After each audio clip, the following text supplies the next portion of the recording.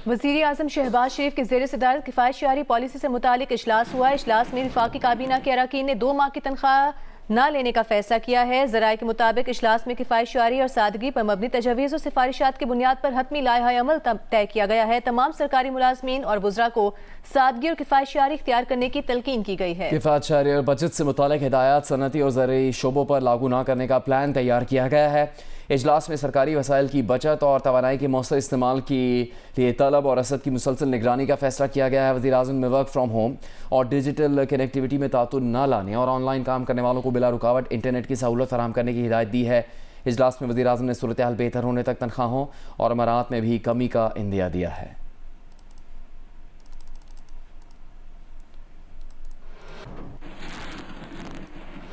वज़ीर आला खैबर पख्तूनख्वा सुहेल आफरीदी की ज़ेर सदारत सूबाई काबीना इजलास में किफ़ायत शहरी इक़दाम की मंजूरी दे दी गई है। इजलास में फैसला किया गया कि सरकारी गाड़ियों के ईंधन के इस्तेमाल में 25% कमी की जाए।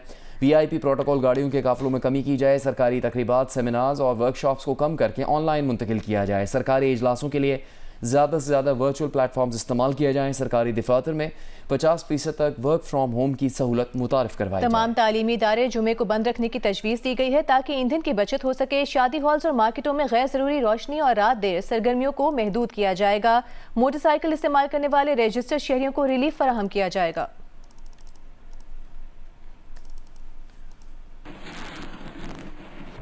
स्टेट बैंक ऑफ पाकिस्तान ने मॉनेटरी पॉलिसी का ऐलान कर दिया। शहर सूद 10.5% पर बरकरार रखने का फैसला किया गया है। स्टेट बैंक के एलामी में कहा गया है कि जनवरी इजलास के बाद माशी आदात का बहाव अंदाजों के मुताबिक रहा।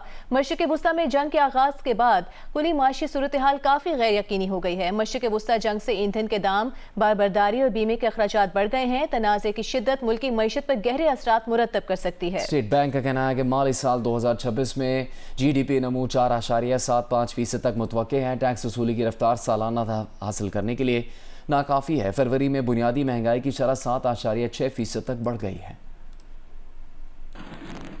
ईरान की जंग में 9 रोज़ के दौरान मुख्तलिफ ममालिक में होने वाली अमवात की तफसीलात जारी की गई। अमरीकी और इसराइली हमलों से ईरान में 1255 अफराद शहीद और 12,000 से ज़्यादा अफराद ज़ख्मी हुए हैं। इसराइली हमलों से लबनान में 394 शहीद और 1,000 से ज़्यादा अफराद जख्मी हुए। ईरान के हमलों से अमरीका के 8 फौजी हलाक और 18 जख्मी हुए। ईरान के हमलों से इसराइल में 13 अफराद हलाक हुए, 2,000 से ज़ायद जख्मी हुए। ईरानी हमलों से UAE में 4 अफराद जहाँ भग, 112 जख्मी हुए। ईरानी हमलों से कुवैत में 6 अफराद जहाँ भग, दर्जनों जख्मी हुए। ईरानी हमलों से सऊदी अरब में 2 अफराद जहाँ भग, 12 अफराद जख्मी हुए। अभी आपको ये खबर दें कि अरब मीडिया ने अमेरिका, इसराइल, ईरान की जंग में 9 रोज़ के दौरान मुख्तलिफ ममालिक में होने वाली अमवात की तफसीलात जारी कर दी हैं।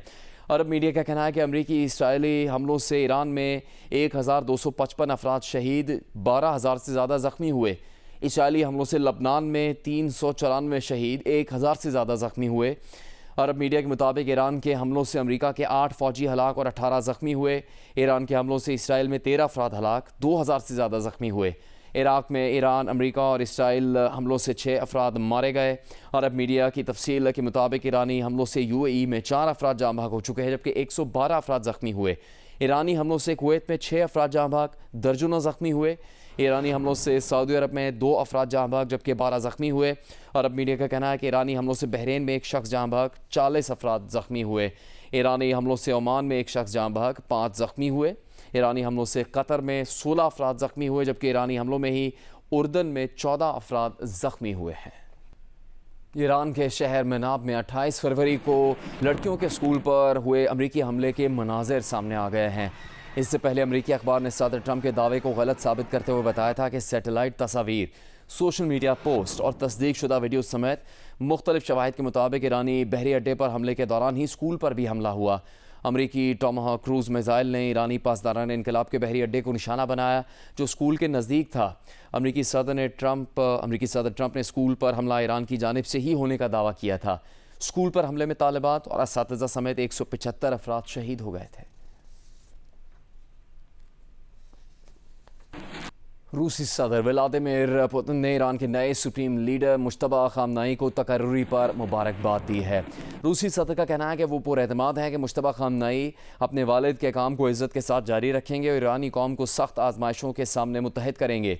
रूस तेहरान की गैर मुतज़लज़ल हिमायत जारी रखेगा। उधर चीन ने सुप्रीम लीडर को निशाना बनाने की किसी भी कोशिश की मुखालफत की है। तर्जुमान चीनी वज़ारत ख़ारजा का कहना है कि ईरान के नए सुप्रीम लीडर की तकर्रुरी ईरान का आइनी फ़ैसला है। चीन दूसरे ममालिक के दाखिली उमूर में किसी भी बहाने से मदाखलत की मुखालफत करता है। ईरान की खुद मुख्तारी, सलामती, इलाकाई सालमियत का एहतराम किया जाना चाहिए।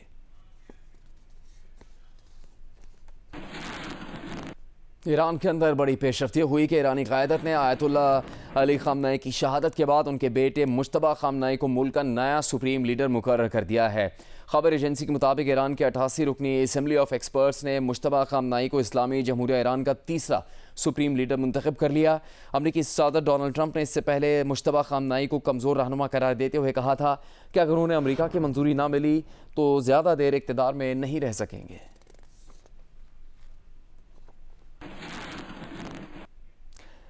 ईरानी वज़ारत ख़ारजा के तर्जुमान इस्माइल बकाई ने कहा है कि हमले जारी रहने तक जंग बंदी पर बात करने का कोई फ़ायदा नहीं है। ईरानी मुसल्लह फ़ौज ने तुर्की, अज़रबाईजान या किब्रस को निशाना नहीं बनाया है।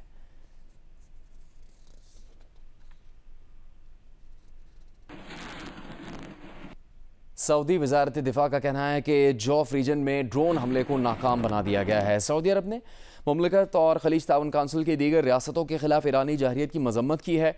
सऊदी वज़ारत ख़ारजा की जानिब से जारी बयान में कहा गया है कि अगर कशीदगी में इजाफा जारी रहा तो इसका सबसे ज़्यादा नुकसान ईरान को होगा। पड़ोसी ममालिक के खिलाफ ईरान की जाहिरियत किसी भी सूरत काबिल कबूल नहीं।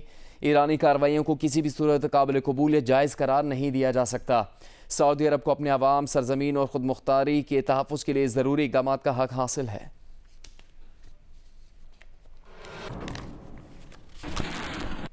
मुत्तहिदा अरब अमारात पर भी ईरान ने ड्रोन हमला किया है।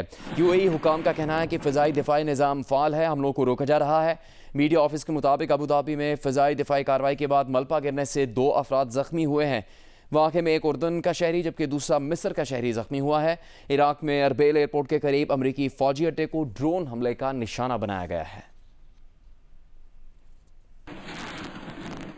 बहरीन में आज सुबह सरकारी तेल रिफाइनरी पर ईरान के ड्रोन हमलों के बाद आग भड़क उठी। बेपको एनर्जीज ने रिफाइनरी कॉम्प्लेक्स पर हमले के बाद हंगामी हालत नाफिज कर दी है। खबर एजेंसी का कहना है कि बहरीन की सरकारी ऑयल कंपनी ने हंगामी हालत फोर्स मेजोर का ऐलान कर दिया है। फोर्स मेजोर के तहत हंगामी हालात में तेल सप्लाई के मुआहदे आर्जी मुअत्तल किए जा सकते हैं। बहरीनी तेल कंपनी के मुताबिक तमाम मकामी मार्केट की ज़रूरियात मुकम्मल तौर पर महफूज हैं। बहरीनी वज़ारत सेहत का कहना है कि बहरीन के जजीरे सतरा पर ईरानी ड्रोन हमले में 32 शहरी ज़ख्मी हुए, जिनमें से 4 की हालत नाजुक है।